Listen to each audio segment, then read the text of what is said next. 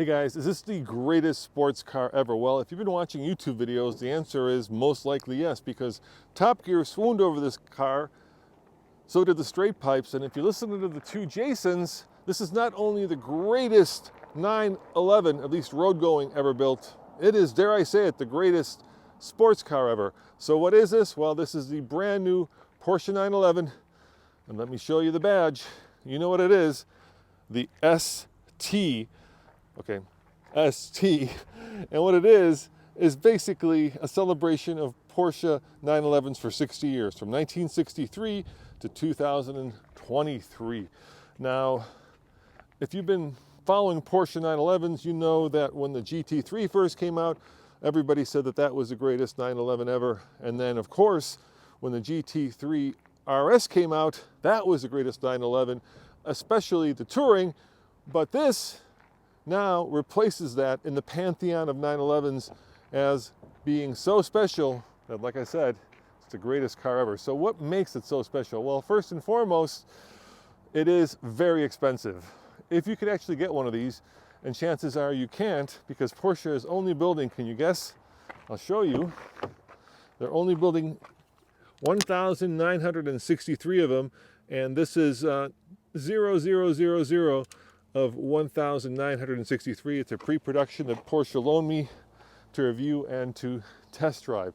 So costs about 300,000, does 0 to 60 according to Porsche in about 3.5 seconds, and has the 500 plus horsepower Boxster engine out of the GT3 Touring. Of course, it doesn't have the wing, but what it does have is lightness. This is one of the lightest 911s you can buy, and there are probably at least now, over 25 variants. This one is just a tad over 3,000 pounds, and Porsche has gone out of its way to make this so light, so responsive, that it's just alive in a lot of ways. So how have they done that? Well, carbon fiber composite, magnesium wheels, much lighter flywheel. Door handle is replaced with this little leather strap.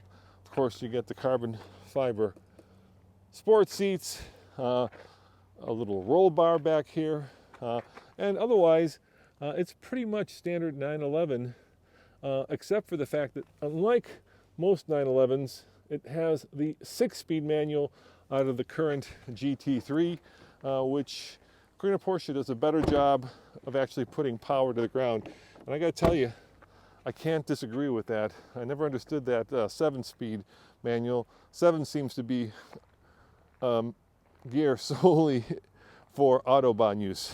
Now, other changes that this car has, an extreme attention to detail. The guy who designed this basically put on this little spoiler because they didn't like the look of the spoiler when it's raised. So now the spoiler raises later as opposed to earlier. And if you're wondering what that little spoiler does, and I just found this out myself, and it's kind of interesting. What happens is when the wind goes over a fastback car like this, eventually what will happen is it'll circle underneath and start to lift the back end of the car up when you're going fast enough, which is obviously a bad thing. Think of the Audi TT. So if you disrupt the airflow, and that little spoiler, little duckbill spoiler does that, then you don't get that lift, and you get a much better and much safer, especially Autobahn worthy car. Now, of course, this review is coming from somebody who was born in 1963. So just like the 911, I am 60 years old, and you're going to find that out when I get behind the wheel and drive it.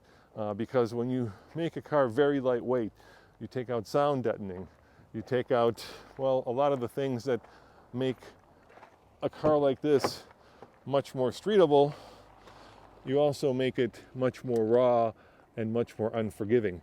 Having said that, I do love this interior. This brown leather with these inserts is absolutely gorgeous. I just love the design language that they used. And actually, I love this color as well. But, you know, there's a price to pay. The engineers at Porsche said that one of the things they didn't love about the GT3 Touring was its ride. So to make the car lighter, they got rid of rear wheel steering, which meant that they had to kind of change the suspension geometries around, which meant that they had to change the suspension around, making this car a little bit more road going versus track going. I have some thoughts on that when we hit the road. But before we do that, let's kind of open the door and look at the interior. Give it a kind of a closer one off. Now, these seats are very, very sporty. So getting my big American butt in here is always a bit of a challenge. Actually, let me do this. Let me start it up for you. Yeah, just fall into the seat. Now I gotta get my feet in here. The seatbelt just stuck in my back, but let me start it up so you can hear it. Zoom out a little bit. Close the door, and we'll start her up. So this has one of the highest, and let me turn it around so we're not facing into the sun. One of the highest revving engines out there. 9,000 RPM redline, which is pretty incredible. There we go. And of course, these classic old school green gauges. So just listen to this car when I rev it. I mean, it's like a sport bike more than a traditional car. Otherwise, if you're familiar with the current crop of 911s, you'll feel very comfortable with all of this, especially for all you guys and gals who own one or have a friend who owns one. This is very similar. However, this car is certainly very snug. Not that it's any smaller than a traditional 911, but these seats really are designed more for our friend Paul Gerard, who used to stick on Top Gear, than Roman with his big butt. I think it's enough for me to stop talking. High time for me to stop talking, and high time for me to start driving. So let me do this. Let me mount some cameras, and I'm here in Malibu, outside of Malibu, in the canyons above the ocean, and let's take it for a ride and see if this is indeed the greatest road-going 911, if not the greatest road-going sports car ever built. So, what's it like to drive the greatest 911 ever? All right, here are my initial impressions after getting behind the wheel of the ST. First and foremost, I'm gonna tell you a story. When I was a young man, right out of college, I bought myself a Suzuki Katana. This was a sport bike that was very quick. In fact, I remember racing a Ferrari out of the toll booth in Illinois, and at about 120, he was way, this was probably a 308 maybe back then, or a 328, he was way in my rearview mirror, and I decided that I wanted to stay alive and not end up splatting on the road, so I backed off. But the cool thing about that Katana was it would just rev to the moon, so it'd be like, and you would just throw in the gears, and you would just shoot ahead like there was no tomorrow. And in a way, this has that same kind of free revving engine. It just loves to rev up to 9,000. Oh my God. Yeah, it's just like that Suzuki Katana. The lightweight is so light, it's so freewheeling that you feel like you're a rocket ship to the moon. And the faster you go, the better it feels and the faster you want to go. Steering, precise, gentle, extremely alive. You know, the best thing you can say about a sports car is that it becomes an extension of your brain. I'll tell you one more story. When I was at the University of Colorado, my freshman year, I was on the C ski team, which basically meant that I was good enough not to compete. But I still was on the ski team. And I remember thinking to myself, the guys on the A team, their legs are like hardwired to their brain. So when they told their legs to turn left, they turned left like that. When I told my legs to turn left, it'd be like that. This is like being a member of the A team in Colorado when you're the top of your profession. It just becomes an extension of your personality. You can telepathically will it where you want it to go. And I have forgotten just how great a short shift a short throw shifter is. It's so much fun.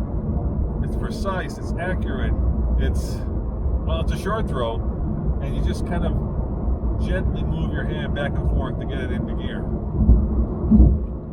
Now, that's what I like about the car. What I don't like about the car is, first and foremost, it's got Porsche sport seats, which are, honestly, for a guy of my age, and feel free to call me old, I'll take that, a pain in the butt to get in and out of. The sides are rock hard. And then when I want to cross country this car, these seats, there's very little padding, which going around a curve here in California is great, but I would not want to be in this thing on a cross-country trip. Now that's a comfort thing, and that's on me, but nevertheless, this is supposed to be the greatest road-going 911, which means that you would want to road trip it. Me, not so much. Now the other thing that I think is problematic is the incredible engine note, which you can hear coming from behind me. A lot less sound deadening to make the car lighter. In fact, at just over 3,000 pounds, this is one of the lightest 911s there is. But when you're flogging it through the canyon, that sound is intoxicating. But when you're driving it to get ice cream with your kids or with your wife, it gets old. Number two. Number three is the ride. I would not want to own this car in Michigan, because when you go over anything other than a very smooth road, you can feel that impact all the way up your spine. Now, yes, it is race car ready, but the compromise, of course, you make is that it's a little bit rough on the old behind.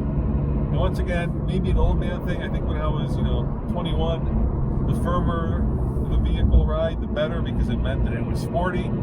The problem is, at 21 years old, you can't afford this. You may want it, but unless you come from a lineage that has the word Kardashian in it, or maybe old money or new money in America, there's no way a 21-year-old could ever afford this. So when you get to be my age, and you could actually afford it, of course I can't afford it, but let's just say I could, you kind of want a little bit more of that, let's call it boulevard ride. And perhaps the last thing that I would kind of say is critical is that, did you hear it? I don't know, we just bought a 911 and the brakes squeal all the time. And this car has 5,699 miles, and yet they still squeal. Porsche, what is up with that? You guys are building some of the greatest sports cars in the world, and yet when I come to a stop, I'll do it one more time. Here we go. It sounds like I'm driving a 20-year-old Kia. And that is not bueno. So, greatest 911 road-going car ever? Hard to say. Every generation has its best car.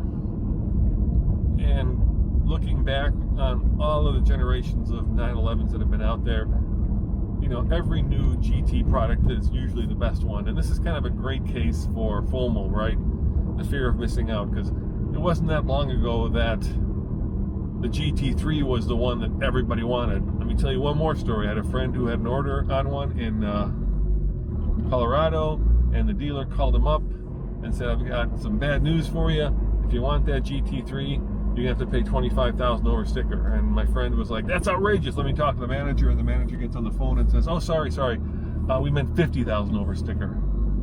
So, for a long time, the GT3 was the hottest product. And you felt like if you didn't have one and you had the money to get one, you were missing out. And then, of course, the GT3 RS, the one with the big wing, and of course the GT3 Touring was the one that everybody wanted. That was the it car. And now, of course, this ST is the it car. In fact, I believe I watched a video where Matt Watson just said that he was going to take his order for the GT3 RS and he was going to exchange it for an ST. So, part of me says that yes, it's incredible, and yes, it's a wonderful car that I could never own and never will be able to afford. But is it the greatest road-going Porsche ever? It is, until, you know, the next greatest one comes along. But for now, I have to say I was lucky enough to be able to drive it, and it did put a huge smile on my face. And, you know, if I had $300,000, which I don't have, I would certainly put it on my list, because when you compare it to, you know, some of the other hypercars, I just drove the Lamborghini Revuelto, $800,000. You know, forget about the Ferraris. From that point of view, it's kind of a bargain. All right, thanks for watching, guys. As always, this is Roman reporting for the Fast Lane Car. I will see you next time. Check out alltfl.com for more news, views, and of course, Porsche 911 reviews. Ciao.